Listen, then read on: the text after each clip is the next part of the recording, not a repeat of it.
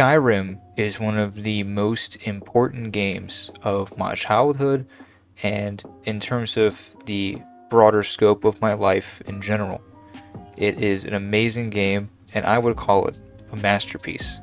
But to explain exactly why it means so much, I need to take you on a time travel trip back to the year of our Lord 2011. A 12-year-old me is doing nothing but playing Minecraft and watching Doctor Who. 2011 was, as many can remember, a fantastic year for games, and a lot of really good sequels came out that year. Battlefield 3, Modern Warfare 3, Dead Space 2, Portal 2, the list goes on. However, my gaming scope hadn't been broadened very well yet, so I was mostly hyped for Modern Warfare 3 that year. Well, one day during 2011, I'm browsing YouTube and watching the most recent video from Team A Volition when I see this. A man, Ominously lit carving of some dragons. come a man running through the forest, Slow zoom on a carving of Gandalf and his friends. Confused dragon trying to mate with some. Yes, my first real exposure to Skyrim and the Elder Scrolls as a franchise was that literal trailer made by Tobuscus. My experience with gaming up to that point was mostly platformers like Sly Cooper and first-person shooters like Halo and COD. The RPG genre wasn't very familiar to me, as most of those games that I would see on the GameStop shelves, it didn't really grab my young mind's attention at the time. RPGs just seemed too slow and boring to a 12-year-old me. Boy oh boy, did Skyrim change everything.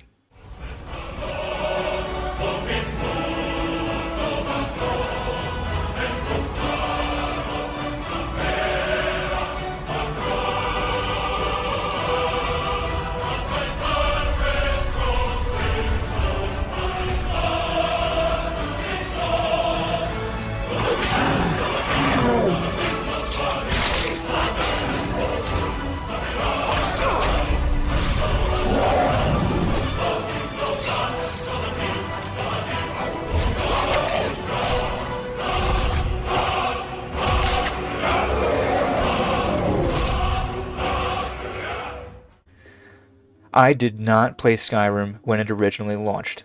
I was completely and hopelessly addicted to Modern Warfare 3 that November. But one day I saw my dad playing Skyrim in the living room. Some of you guys might remember a Netflix-style mail service called Gamefly. My dad got this service for a few months and Skyrim was one of the first games that he ordered. When I saw him playing, he was walking around a city with this little market in the center, which I later learned was the thieving hub of the Skyrim province, Riften. My dad was conversing with NPCs while working through the main quest of the game, and I started asking questions like every annoying kid does when they see someone playing a video game, and when my dad did answer them, he eventually encouraged me to just play the game myself. So, that's what I did. My dad started a new game, and when the beginning cutscene started, he put the controller in my hands as I heard that iconic line for the first time. Hey, you're finally awake. From that point on, after the tutorial, my dad let me go. Every decision in terms of character creation, skill choices, what weapons or spells to use, what quests to focus on, main story or side content, and what I decided to waste all of my gold on was left completely up to me. I very quickly found my preferred method of combat, heavy armor with a two-handed sword. Simple, but effective. I was actually a bit overwhelmed by how open and free I was in this world. I could go anywhere at any time and do anything. Although I discovered quickly that there were consequences to things like attacking citizens or stealing items. Skyrim was the first game I ever played with this much player freedom. I will never forget my first time walking through locations like Riverwood. These small towns don't seem like much to the outside viewer, but they hold a very special place in my heart. I went on to focus on the main quest, visiting Whiterun, fighting my first dragon, and giving its soul the big suck. Climbing my way up to High Hrothgar, beating Delphine, messing with the Thalmor, negotiating a truce during the Civil War, and working my way towards putting down the great worm Alduin for good. At that point, we had kept Skyrim through 2 mail-in rotations with GameFly, so my dad opted to just buy the game outright and cancel the subscription since no other game interested either of us at the time more so than Skyrim. After owning the game, I officially finished the main quest line, and something happened after defeating Alduin that I didn't expect. Or should I say, something didn't happen. The game didn't end. There was no fade to black, no credits rolling, no final cutscene, no sequel bait.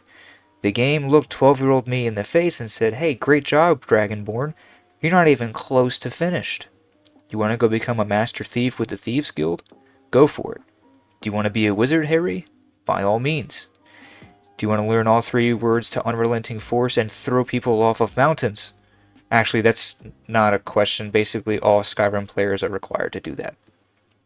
But Skyrim blew my mind by having an entertaining main story and still having hours and hours of content left to experience after the main event had concluded.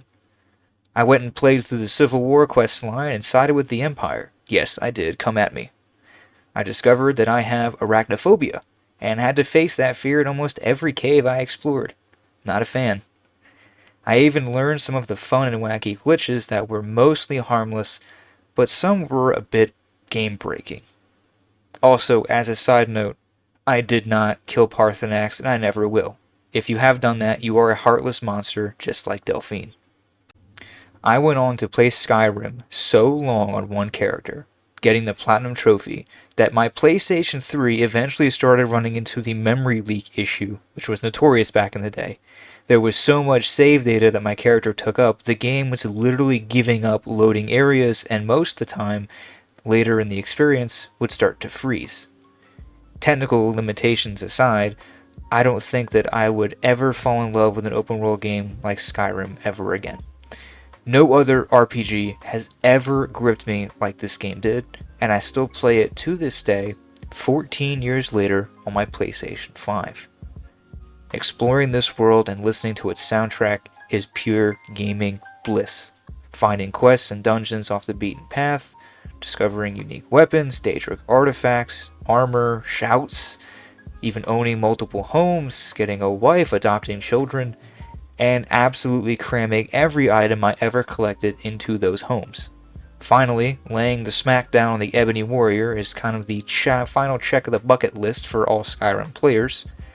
I lost myself in this world, and I don't think any other RPG will ever feel as important to me as The Elder Scrolls V. Without Skyrim, I wouldn't have given other RPGs the time of day. I wouldn't have gotten into the DS Pokemon games. I wouldn't have cared when The Witcher 3 came out. I definitely would have never touched games like The Elder Scrolls Online without that first introduction to the universe in Skyrim. The DLCs that released after were entertaining as well. It's a nice change of pace to play a game that isn't riddled with battle passes, skin bundles, or loot boxes. Although Bethesda's business practices did get a little out of hand later down the line, it never spoiled the main game for me. If you somehow have not played Skyrim yet, I beg you to do so. You will not regret it. It holds a spot in my heart as my favorite RPG/open world game of all time, and it's close to being my favorite video game ever in my lifetime. My time with the game, however, will eventually come to an end, but this is the best part.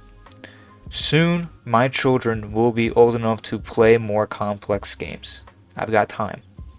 When that time comes, I can hand the controller to my son and my daughter, letting them experience it for the first time. I get to see them discover everything the game has to offer and see what they decide to engage with. I get to repeat history and hand the game off to them, just like my dad did to me. That is going to be a very special day that I look forward to immensely. So thank you, Bethesda. You made a masterpiece that will be a part of my family for years to come. And that is why I love Skyrim. Thank you for watching. Hey, you. Finally awake.